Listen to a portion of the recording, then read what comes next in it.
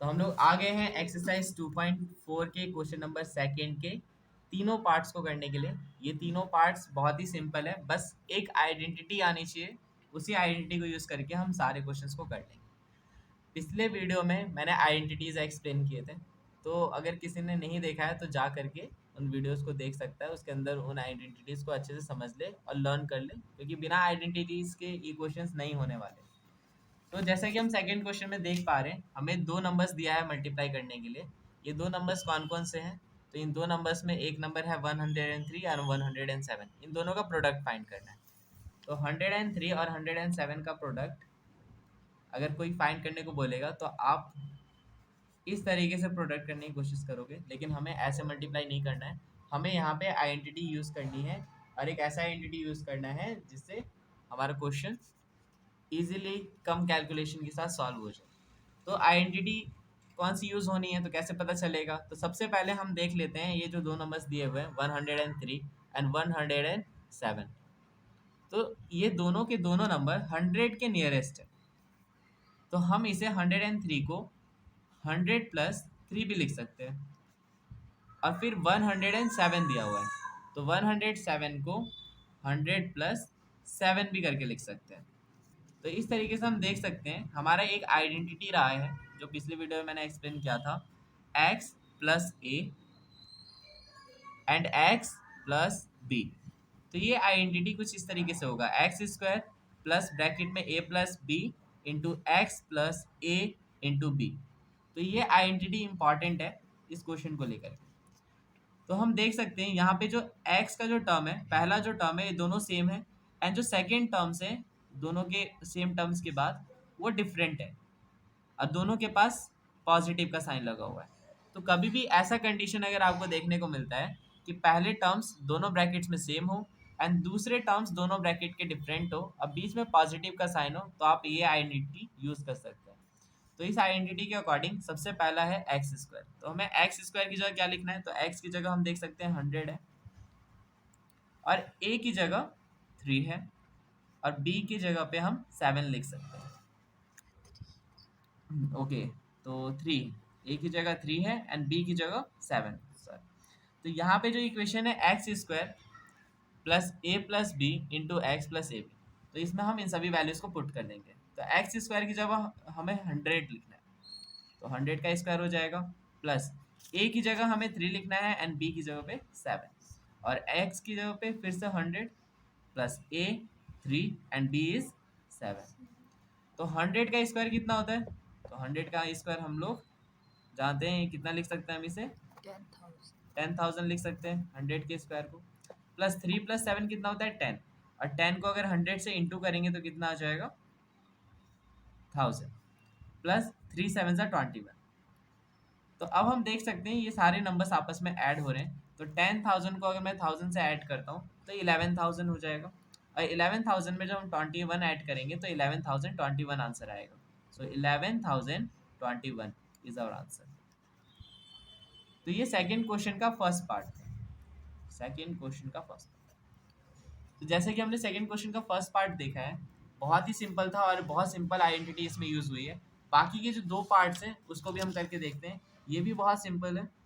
इनको भी बिल्कुल हम ऐसे ही नियरेस्ट 10 और नियरेस्ट 100 के अप्रॉक्स में लिख करके इसको सॉल्व करने की कोशिश करेंगे। तो सेकेंड पार्ट में 95 इंटू 96 को नंबर दिया गया है। Second is 95 into 96।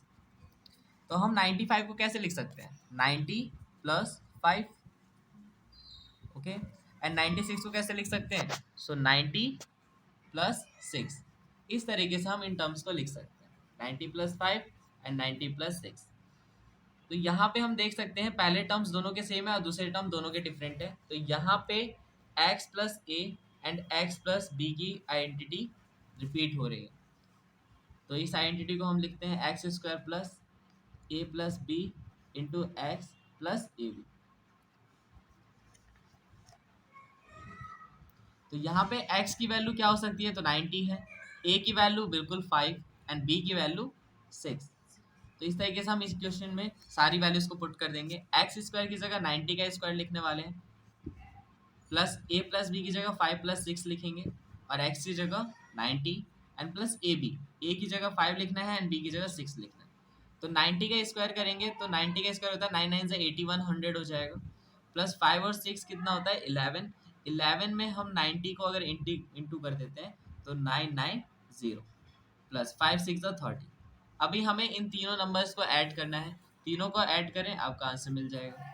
जैसे कि 0 प्लस 0 प्लस 0 0 होगा, 3 प्लस 9 तो 3 प्लस 9 12 एंड 12 और 0 तो 12 ही रहने वाला है तो 2 कैरी 1 जाएगा। 9 और 1 10, 10 और 1 11, 11 कैरी गया 1, 1 plus 8 is 9, so 9120 is your answer. बिल्कुल इसी तरीके से थर्ड क्वेश्चन पे भी चलते हैं। Third question is 104 multiply 96, 96। तो 104 को हम कैसे लिख सकते हैं 100 प्लस 4 एंड 96 को, 96 को भी बहुत इजीली हम 100 माइनस 4 लिख सकते हैं। तो यहाँ हम देख सकते हैं थोड़ा डिफरेंट हो गया क्योंकि पहले के दोनों टर्म सेम है, बाद वाले टर्म्स भी सेम है, अब बीच के साइन डिफरेंट है। तो एक कंडीशन और एक नई कंडीशन यहाँ पे आ गई है, जब कभी भी आपको पहले के टर्म्स सेम देखने को मिले, पहले टर्म्स सेम हो, सेकेंड टर्म भी सेम हो, और बीच में दोनों ही टर्म्स के एक टर्म के बीच में पॉजिटिव होना चाहिए, दूसरे टर्म के बीच में नेगेटिव होना चाहिए। तो यहाँ पे a प्लस बी और a माइनस बी की आइडेंटिटी यूज हो जाएगी, जिसे हम कहेंगे ए स्क्वायर माइनस बी स्क्वायर। तो हम a की वैल्यू जानते हैं, पहले टर्म पहला वाला जो नंबर है इसे हम a की वैल्यू मान लेंगे एंड सेकेंड वाले को b की वैल्यू मान लेंगे। तो a square minus b square के अकॉर्डिंग ए स्क्वायर मीन्स 100 का square minus b square means 4 का स्क्वायर। तो 100 का स्क्वायर कितना हो जाएगा 10,000 एंड 4 का स्क्वायर इज 16। तो 10,000 में से 16 को सब्ट्रैक्ट कर लेते हैं, तो 10 में से 6 गया 4 आएगा एंड 9 में से 1 जाएगा, तो 9 में से 1 जाएगा तो 8 आएगा, बाकी ये दोनों भी 9 और 9 में कन्वर्ट हो जाएंगे। तो ये हमारा सेकेंड क्वेश्चन के तीनों पार्ट्स थे जो कि बहुत ही सिंपल तरीके से हो गए। और ये क्वेश्चन सच में रियली बहुत ही ज़्यादा सिंपल है और ये एग्जाम में भी पूछे जाते हैं, तो इन्हें ध्यान से कर लेना क्योंकि आगे आने वाली क्लासेस में भी, हायर सेकेंडरी क्लासेस में भी, जैसे 10th क्लासेस में भी बहुत ज़्यादा इन फॉर्मूलों का यूज़ है और कुछ इन्हीं मेथड्स का यूज़ होने वाला है। तो ये जो फॉर्मूला है इनको अच्छे से अगर रिकॉल कर लेते हैं और रिवाइज कर लेते हैं तो हमारे लिए सेकंड क्वेश्चन बहुत सिंपल हो जाता है और मार्क्स भी एग्जाम में फिक्स हो जाएंगे, क्योंकि ये क्वेश्चंस कंफर्म आने ही आने होते हैं, इनमें से कुछ क्वेश्चंस आ जाते हैं। तो इसे अच्छे से प्रिपेयर कर लेना, वीडियो को अगर आप एक दो बार रिपीट करोगे तो ये क्वेश्चन डेफिनेटली आ जाएगा आपको।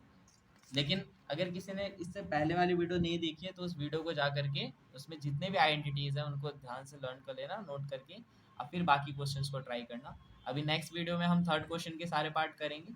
ऐसे ही हम लोग 15 से टोटल इस एक्सरसाइज में 2.4 में टोटल 16 क्वेश्चंस हैं, तो हम 16 क्वेश्चंस